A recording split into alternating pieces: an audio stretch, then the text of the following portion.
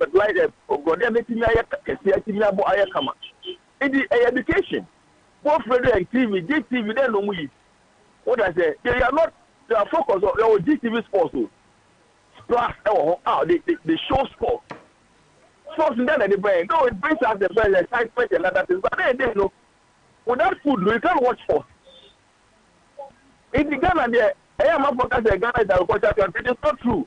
Ghana is no more agricultural country. Ghana is a farm-fair country.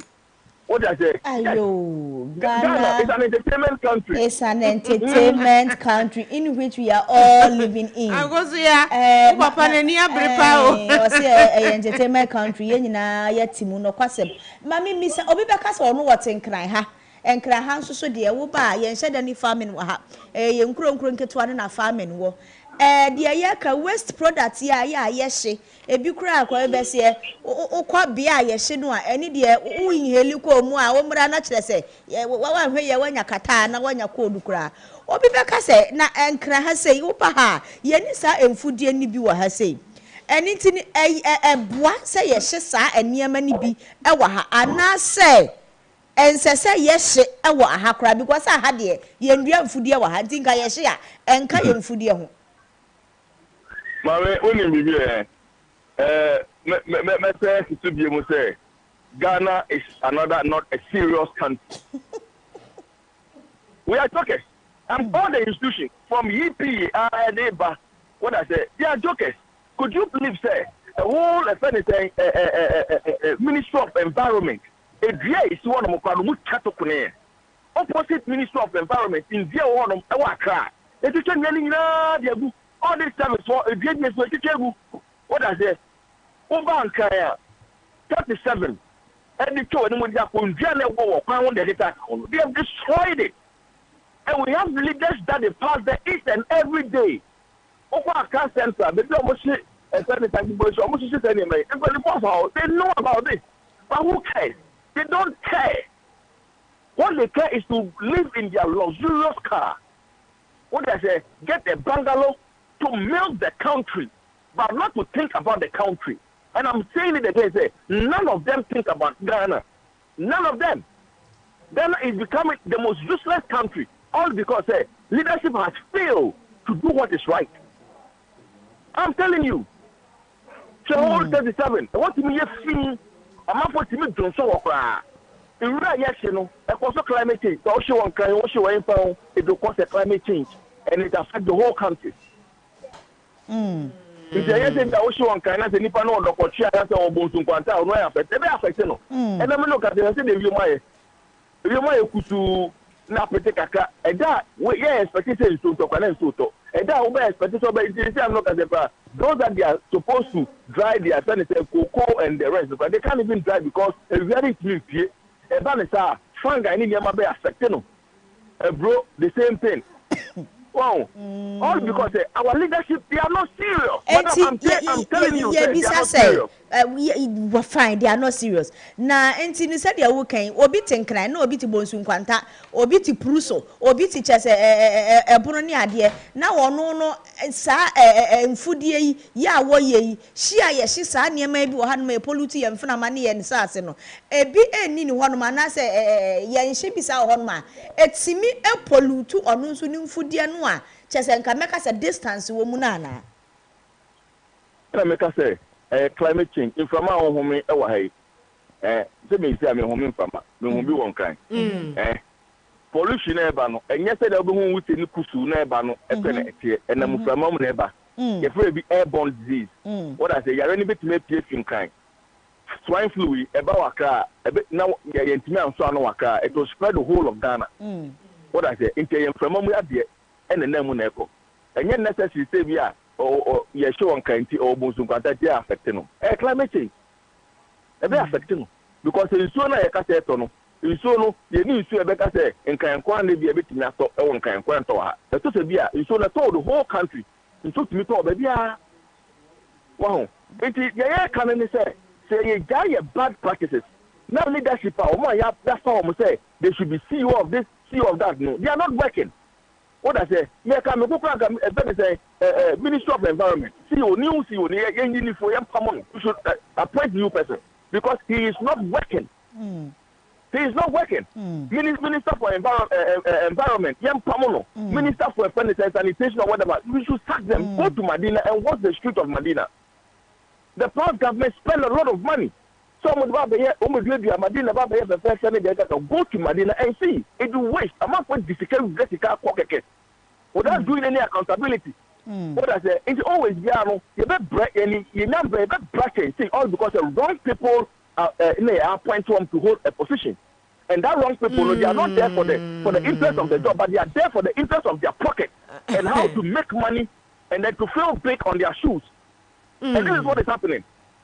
And it will continue to happen like that. And then, because we look at it, go to other countries and see how they live. Madam, Ghana is a small country that we can make it more better and nicer and beautiful. Ghana, yes, for America. Ghana, yes, for London. Ghana, yes, for in the whole of the world. What I say, but I'm not finding the beauty of Ghana. Look at the trees, look at the air that we breathe. What I say, that makes it beautiful. But then if we say building high buildings, no, and beautification, no. Trees, good environment makes your country beautiful. But we are not seeing that. Yo. You running your grass up and a mafia of farmer. I'm not saying. The can say the guy polybag. We should pass a law. Say the Rwanda for pass a law no about polybags, you know. The process our law the meeting me and no kwa to the no kwa bonte kwa na on fa chance fanko or the sapa naeko because of kwa better rubber mudiamam no review we was to rubber na to akone what I say over general furniture market but rubber aya say for some time rubber na kwa infa if say the go ball so because there's nothing like recycling in this country and even your recycling no kwa na those fronting the recycling na kasa no have no idea, have no empathy, have no love for the environment so you need to can find Zoom line on you. Zoom line on. Let us see how our environment is being porous and then being destroyed. Nana, obo dear boating bonsu. Nana was the second and the first. What I remember. Otosumi no. Nana, where ye can we afford some? Ye na ye near Brescia beshe say ye knew any dear betimia koye no. Ususu say it's land contamination as a pollution and as a near my say assassino am I new and no ye diano and such like a crab moana oh sapa pepe esa centroy and no turn to what the two and troy and idea what the two no ma as I say a chincham and yes a pro what I say what turn to one as a open na say Bogomi Uma, who one more pine from Nasa, Bogomi Uma, no, I talk, no say, and I say, I'm wedding, and then I papa no. So I'm waiting at Dimua, and would you? What I say, but I would be anti mean Dimua, would you, and your friend is silent suicide. A lot of people are dying, a lot of young guys are dying. It is like a rapture. We call it silent suicide. A lot of young people are dying, people are going, all because of the food that they eat. Because of we say, I didn't know to the papa. About cabbage no back to no. Oh, who's a boy be our cabbage? You must know me them cabbage no and more womb then say, of the cabbage and money. Cabbage and money, as I say, and grow a goose chum. It would, yeah, you have an effect on your health. But a lot of people don't know that. If you are giving up to be a boy, will be a yes, Bogomi and the bonnet. Would the Bogomi, I won't say. In Yania, you import the bed in a mature many near me woman food there, you'll be surprised. What I say? And can no we are Benquire, it is a penny a garden. A Benquire is a garden. Who won't say, what the Benquire da pa would do another Benquire da? Who could do another Benquire? Won't say, and they made them for as a quack, and just when I need them. Hey, Nana, now I don't and just when I make a joke. In Kunipa. Let us say, you knew any dear no. I could say, Opa Biena Tefrin page. I hope to short Tefrin. I hope to solve the Punari. I hope to Tefrin, I hope to Woody, and I also would Tefrin. Yana, no be Tefrin inquiring. What I say? Obey Tefren, it is simple. You Tefren, and I better interpret when about that oil on that so.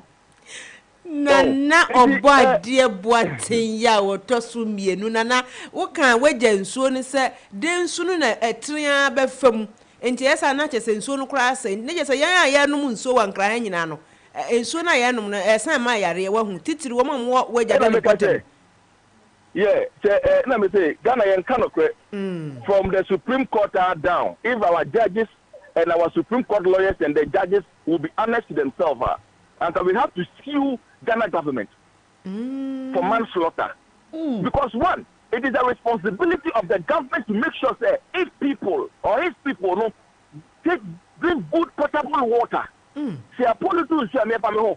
Abay was said here anything agencies be real. Na wonyi ni sa wo kan sa na ye say wo share manfo no so kutu pa say wo munni bone de bia. There be bone ne dey. Sani o say nsuo na ye bone. There be o say nsuo na e bone mka so say ye wo agencies e wo no ma e so mutimi e twe wo maso. Ministry of Environment, what is your role? In the Ministry of Environment, the team at Nancy, I'm a team at saying you, I'm a team at Potomama, a team at the Piankai. I'm a say a good pipe for Krana saying, yeah, because I am Biano. You're gonna company or no pipe and answer or no bottle water. Any unknown pipe bond water.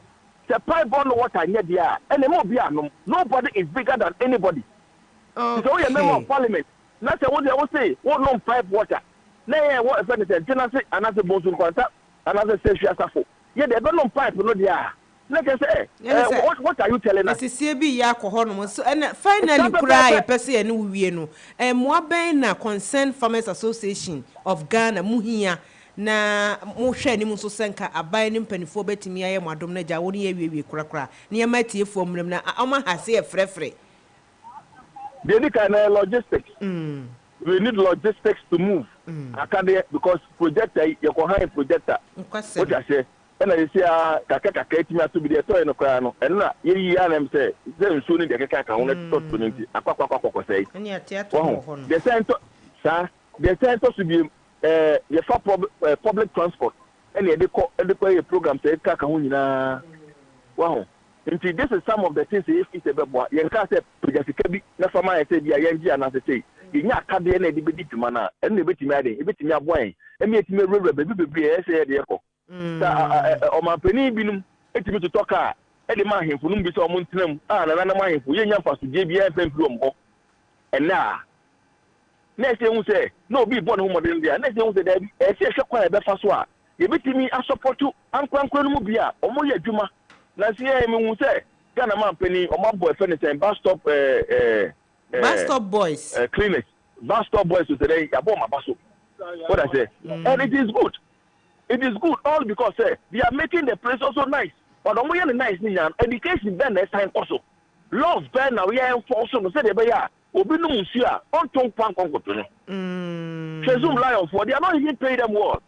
Zoom Lion for market try say because say Zoom Lion cleaners or no be clean market try say. This one training panic ye dia. Obama efia ba wo Obama efino aba wo hono mo e ma na kwose asase no e ma asase no ye dua no baye nso a ye di a ye be yare na obo ade bo timbo nso ye wotoso mienu president Edema Concerned Farmers Association of Ghana and I would say any nibedi abedi because we be on no say ho wapa wo mu education wo mu hia logistics wo mu hia transportation ne ho nyama afi wo mu hia nkrofo betimi abeka mo ho no mo ye education yie se de be ya ye nuane a ye di no enye se wo didi na nso wo fa yare e de ato ho so na ye da ase nyankopon hira watiefo be so omba mu enti no ye beja wa hase yo midi chasu na no ene na mjuma yakokudi na ne papa ko nya wesu e da e Western North Regional Minister ene Dwaboso BC ya se ne omotimi ama e baby a ye ba be seti a ye ba be plantain chips factory e wo fe ne se e wo Dwaboso nti se mu plantain chips ya na se mu dia e am to plantain chips e de fi Dwaboso ye da se papa e be to plantain chips papa ni nyina be boa mo man punto akọ nanim 055 159 8321 me sense su biom 055 159 8321 and 0550 055 522 na won so watimi abekire wadwan akoso ya ena na bo nso ase nani abere no pay na ma nani mbese wudi ni baby akasa free ba se fami de la le kasa free aw akoso ya anti de la na wo boni bi no wana waba no de la no pay ya te won ka ni bia boko de nyame ado na mo so yesu ase boko pa de la yankwai won so won sem anase wasem bisa anything Sister no me asem bi se bia ba papa no a o kasa tisia no. Papa na kasa ma na so makoma so. Me na da. Papa no akasa tie nyankofo be se. Omuti se papa omuti se ten o Ghana ha. Ghana bit me fa nti ma pa afra. The second issue we say sa Basta boys no. Enye se Accra bia ministries osu any baby yet wa come kwa na say nso mo no mo ye juma the whole Ghana Omunye ni the whole Accra say sa boys no your mom baby obia gina baby especially gota no e pan no mo ye de omunye juma ni ye sister esi ni de dia me tena kwa me nkrofo last me na ma shama na guide yon di me no man gentleman bi wa no so wie ya chane no auto button no da to pan se bra ensem ne dosu ensem ne dosu kata wa dressy fine se we ye bola wa bonte ye mo ye se enkiti Ghana ni na we ye se ni wo dela eto fom so a rubber ne enyansai yo ni se pepe dela ya da se pa nyame enhira papa accumulate o se abaye maboa no nti no we de ye nyina ya sede wo so betimi abaso na ja woni abedi kaso bomu ene de anibra bapa wodi ni baby a okasa free ye twu ho free ofidie no ho kakra ma ye why hello wodi ni baby a okasa free Isaka na tamanu town laji Isaka na ho ye de amado mama na hose na wo gine sen yesi ensase na se ya enya sunsuaso boni free e wo yaduane ne so enya asam keto anti no de na wo ka free ho mama em se pani na oni ni di nkomo fa sa asam no ho no wakasa bebre na ya Ghana no mpempi no ye kan nyoma e se ya sa cha na ye de ne ko ke galamsi ai na me ibusa ne se ye nso ye ne ma nketenkete ya ye no so e kan ho se ya asase no enya gala no kwa me do ko ekire kakra somewhere 90s no me fa samre na mani siye me ye kura se na temi samre no ye papa mo kokko no mudua nya dade 90s no na fertilizer ne ka we decide na dade na ma ye me papa ko no kokko ase a the whole year it me ba yira ma se no ko na we ye na ba ye ni bo kura ye hu because na kokko na se aduane do so and then because of we decide ntino boko papa kokko ase na se o ba yira ekofi ba kokko ka wunya we decide na se ni na eto mi no we decide ko ya na ase kokko omo we decide ba ya omo di ye omo djuma edi djuma omo fudo na se nyande ukọ omo fuma kokko ni na ase ase omo kraba ase wo mu no mu ntimi apply ni ya na unsade no so eyadro wan fa ngusu ye nso na ebe se no kian ne ken me pa ocho kwan ye fa so digu no obi ho no mo no kokko ase de ho ye ni na dro no de begu throughout the year ono ase da kan we decide ye ne se nka ebia wo bebia no ba no fro no ena nka odu bia ugu ansa na wabia na so de ebia no foforo na eba no kra ho na yedigu wow na wasagu no we decide na asa ye beda wase pa nyankopon enhira wo ye nyankopon enhia papa na akoso ye ne de ase equality no mani abre ase ebufuo abam yeah Ghana we are very sentimental eba ye niam bi o hello me do for baby akasa free Mpacho Bobby ayo Bobby asawa ayo yankwai Mpacho papi nyami sila pa so wa be mai azin papa amisano na wa mai api ase nyami ti wo kwa izin itunifona nkasa no de omo ma se de yo mi cause me apuno me han ya o podcast ya ti ya ben mon ti podcast amon check the board no ho she environment ni but omo campaign na de ye kipi hono na ho betre pa ye ho betre ye papa ya de pa omo beshe omo ti so ye board no ho na anya okwasem Bobby nyankopon hia papa ko so Bobby nso de na wo kana ewo mu o se wontimi hello Good morning. Udini di ofrefri. That's Christian. Kokri no bibi aboko de.